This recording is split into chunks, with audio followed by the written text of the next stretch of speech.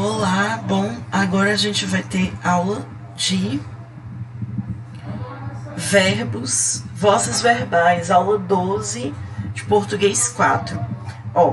Vozes verbais, a gente tem 3 tipos de vozes: voz ativa, voz passiva e voz reflexiva. É uma matéria bem fácil, tá? Só para a gente dar uma relembradinha mesmo. Então, a voz ativa. Disse que o verbo se encontra na voz ativa quando percebe que o sujeito gramatical é o agente da ação, ou seja, quando o sujeito, né, o agente, pratica a ação verbal. Por exemplo, o povo online buscou a Fundação Cearense de Meteorologia e Recursos Hídricos. Ou seja, o povo online é o sujeito da oração e o verbo está na voz ativa. A voz passiva é quando o sujeito ele recebe a ação, quando pratica uma ação sobre ele. Vamos aqui. Os vídeos estão sendo encaminhados em redes sociais. Então, os vídeos é o sujeito, porém, eles não estão praticando a ação. Eles estão sofrendo a ação de serem encaminhados. O vídeo foi gravado em Ananindeua, ou seja, ele não fez algo, ele sofreu algo. E a gente tem 2 tipos de voz passiva.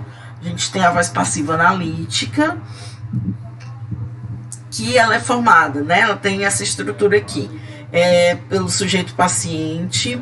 Tem o verbo auxiliar, né? O verbo auxiliar é o verbo ser. Aí a gente tem um particípio do verbo principal, temos uma preposição e temos um agente da passiva, tá? Geralmente os verbos auxiliares da voz passiva são, observação, além do verbo ser, existem outros verbos que menos frequentes também podem formar essa voz passiva. Podem ser estar, ficar, andar, viver, mas mais comum é o verbo ser mesmo. A gente tem uma frase aqui, cadê? Os vídeos estão sendo encaminhados, né? Esse caso aqui. Voz passiva sintética. Nessa estrutura é como encontrarmos o agente da passiva indeterminada, né? Lembram daquela função do se? Lembram, para não confundir sujeito indeterminado com voz passiva sintética? É tudo aqui que a gente vê. É quando nós temos o verbo transitivo mais o se mais o sujeito paciente. Vende-se lugar ao sol, né? Então aqui lugar ao sol é vendido. Só fazer esse caminho de volta para você perceber que está na voz passiva. E o se a gente chama de pronome apassivador ou partícula apassivadora nesse caso. Aluga-se salas comerciais, está errado, porque salas comerciais são alugadas. Então, aqui no caso, o verbo tem que concordar com o sujeito de salas comerciais. Então, certo seria alugam-se salas comerciais. Então, esse caso de voz passiva sintética, ela envolve sujeito indeterminado ou não, ela envolve funções do se, ela envolve concordância verbal, tá? E como é que você transforma uma voz ativa em voz passiva?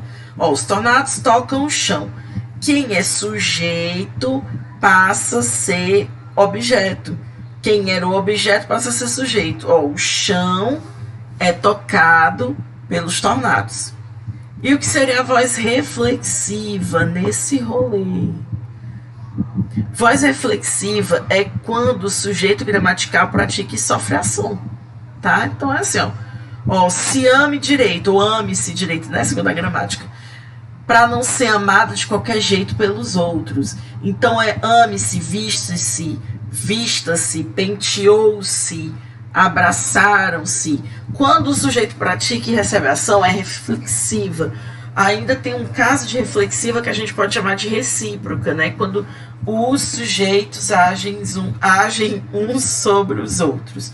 Mas é isso aí, galera. Aulinha curta. Nós temos 3 tipos de vozes verbais. Voz ativa, quando o sujeito pratica ação. Voz passiva, quando o sujeito recebe a ação. E voz Esse é o Billy aqui. E voz reflexiva quando o sujeito pratica e recebe a ação. Agora bora para português 5, ligeiro, voado.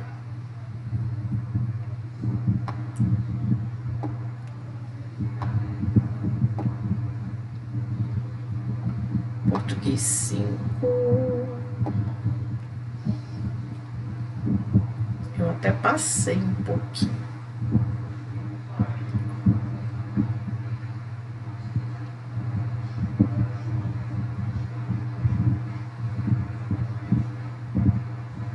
Em português 5 a gente tem a continuação das vanguardas, né, que a gente começou na semana passada.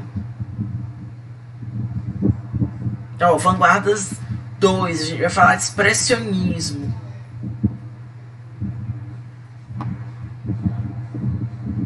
O expressionismo constitui um movimento artístico heterogêneo, que destaca as perspectivas emocionais e psicológicas oriundas do mundo interno dos artistas. Surgiu ali no final do século XIX, né, início do século XX, teve muito destaque na Alemanha. A corrente passou a ser reconhecida por meio de Die Brücke, que é o grupo Die Brücke, que é a ponte, fundada em 1904 por Haeckel, Carl Schmidt-Rottluff e Ernst Ludwig Kirchner. Mais tarde, em 1911, surge um novo grupo denominado Der Blaue Reiter, Cavaleiro Azul, cuja tendência era atribuir um caráter mais metafísico e espiritual à pintura. E é aí que se destaca a pintura do Eduard Munch, né? O nosso querido Eduard Munch, do Grito. Aí, galera, bora ver características gerais do expressionismo. Expressão de sentimentos íntimos, pintura de caráter emocional e pessoal. Cores fortes, às vezes irreais, né? Dá pra ver essas pessoas em tom meio abacate aqui. Pinceladas rápidas, agressivas, formação dos sentimentos por meio da pintura, deformação da pintura, relação passional entre o artista e a tela. A gente tem como pré-expressionista, e a folha voou aqui, foi para lá, não sei aonde. A gente tem como pré-expressionista justamente pintores do século XIX como Paul Gauguin, Van Gogh e Matisse, que tiveram forte influência sobre as artes expressionistas. Sobretudo Van Gogh, que oscilou entre o impressionismo e o expressionismo. Surgiu nesse contexto a pintura pré-expressionista, cuja técnica era chamada de empaste, né? Que nem essa pinturinha aí, que é campo de trigo com cipestre. Aí, meu povo, a pintura expressionista de Eduard Munch. Ele foi um pintor que estudou na Escola de Artes e Ofícios de Oslo, vindo a ser influenciado por Colbert e Manet. No lugar das ideias, o pensamento de Henrik Ibsen e Bjørnson marcou seu percurso inicial. A arte era considerada como uma arma destinada a lutar contra a sociedade. Os temas sociais estão assim presentes em um dia seguinte e os dias depois de amanhã, de 1886. E aí nós temos o famoso quadro Grito, né? Aqui, ó. Aos 30 anos ele pinta o Grito, considerada sua obra máxima e uma das mais importantes da história do expressionismo. O quadro retrata angústia e desespero e foi inspirado nas decepções do artista, tanto no amor como com seus amigos. É uma das peças da série intitulada Friso da Vida. E aí aqui a gente tem algumas questões. E aqui o resuminho do estilo do Munch. Abordagem de temas relacionados aos sentimentos e tragédias humanas, angústia, morte, depressão, saudade. Então a gente vê como o expressionismo é realmente essa expressão do ser como todo, suas ideias, seus sentimentos. Pintura de imagens desfiguradas, passando uma sensação de angústia e desespero. Forte expressividade no rosto das personagens retratadas. Pinturas de figuras marcadas por fortes atitudes. E aqui são questões, galera, são super importantes vocês responderem, são treinos para o Enem. Espero que vocês estejam estudando, estejam lendo. Eu sei que é difícil, tá difícil para todo mundo, mas força, meu povo, força, que a gente vai superar tudo isso. Então, tchauzinho. Deixa eu sair daqui e